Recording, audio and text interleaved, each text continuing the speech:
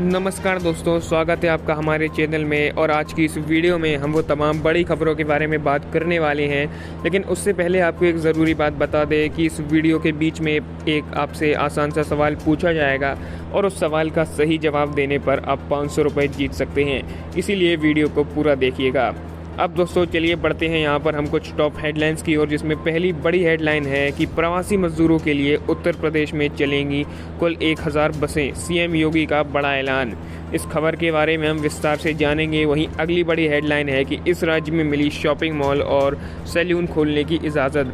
वहीं अगली बड़ी हेडलाइन की बात करें तो वो है कि कल से काम पर जाएगी पूरी दिल्ली, सीएम केजरीवाल ने लॉकडाउन 4 के लिए जारी की नई गाइडलाइंस। जी हाँ दोस्तों, वहीं अगली बड़ी हेडलाइन है कि कुछ ही घंटों में चक्रवात अम्फान बन जाएगा सुपर साइक्लोन, तेज़ हवा और बारिश से हो सकती है देश में तबाही। तो दोस्तों ये तो थी आज की कुछ बड़ी खबरें। अब चलिए यहाँ पर हम खबरों के बारे में विस्तार से जानते हैं, जिसमें पहली बड़ी खबर है कि इस राज्य में 50% क्षमता के साथ शॉपिंग कॉम्प्लेक्स खोलने की इजाज़त। इसके अलावा सैलून भी खुलेंगे।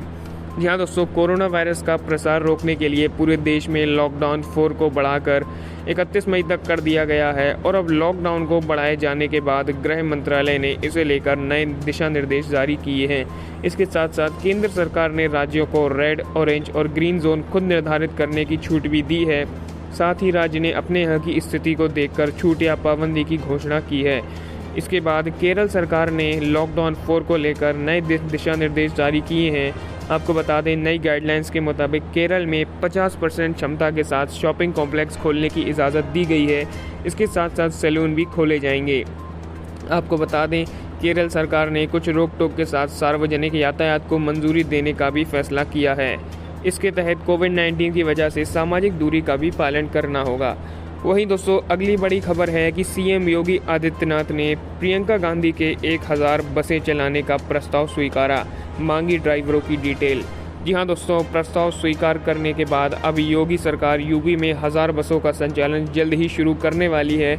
आपको बता दें, कांग्रेस महासचिव प्रियंका गांधी वाड्रा ने श्रमिकों के लिए 1000 बसों के संचालन की अनुमति प्रदान किए जाने पर उत्तर प्रदेश के मुख्यमंत्री योगी आदित्यनाथ का धन्यवाद करते हुए ये कहा है कि कोरोना महामारी के समय उनकी पार्टी राज्य के लोगों के साथ सकारात्मक भाव से खड़ी रहेगी। उत्तर प्रदेश प्रशासन ने प्रियंका के निजी सचिव को पत्र लिखकर बसों के संबंध में विवरण मांगा है। कांग्रेस सूत्रों का ये कहना है कि राज्य प्रशासन को पूरी लिस्ट जल्द ही उपलब्ध करा दी जाएगी। ऐसे में दोस्तों अब प्रवासी मजदूरों को इसमें काफ़ी राहत मिलने वाली है।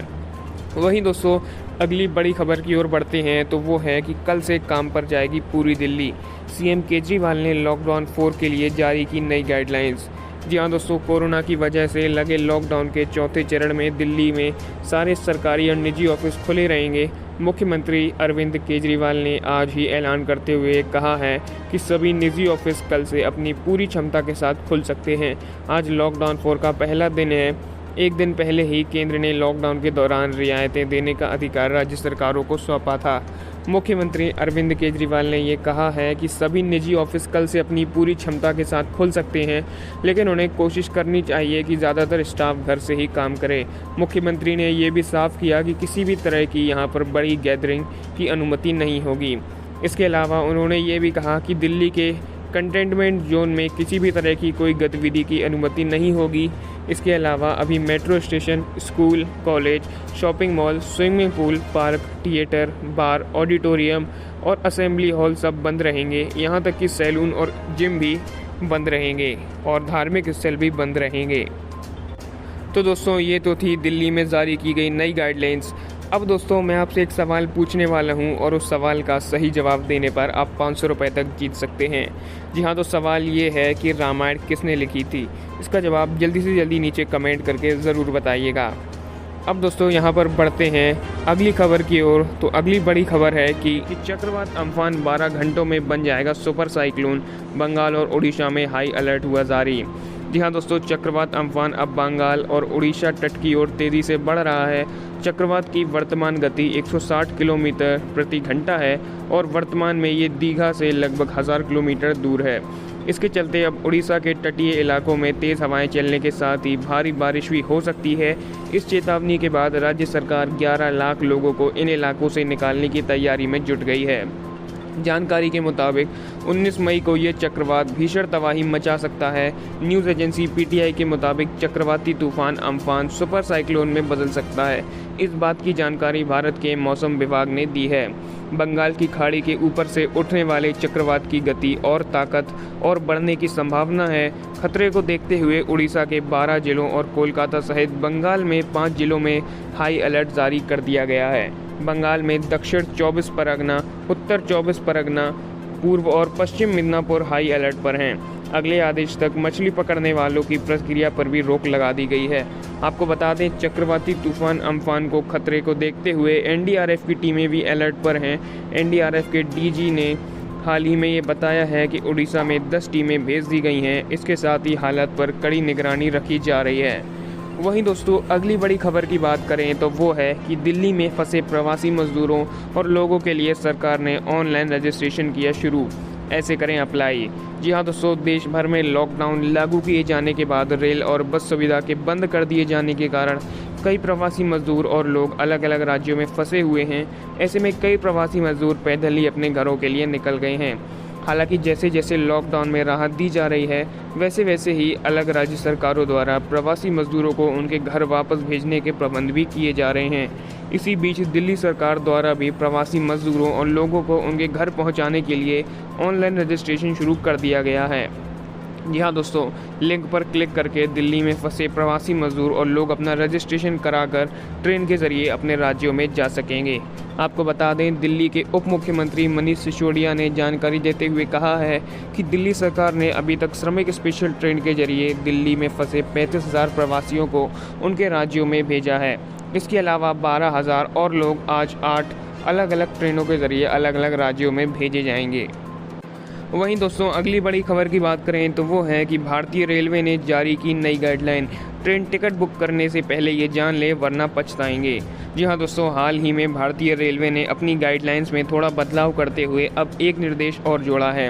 राजधानी की तरह स्पेशल ट्रेनों और नियत समय पर चलने वाली अन्य ट्रेनों के लिए टिकट बुक करने वाले यात्रियों को अब पहले इस बात की पुष्टि करनी होगी कि वो उन राज्यों के क्वारंटीन प्रोटोकॉल के बारे में जानते हैं जहां वो जा रहे हैं। इसके बाद ही वो टिकट बुक करने के लिए आगे बढ़ सकते हैं।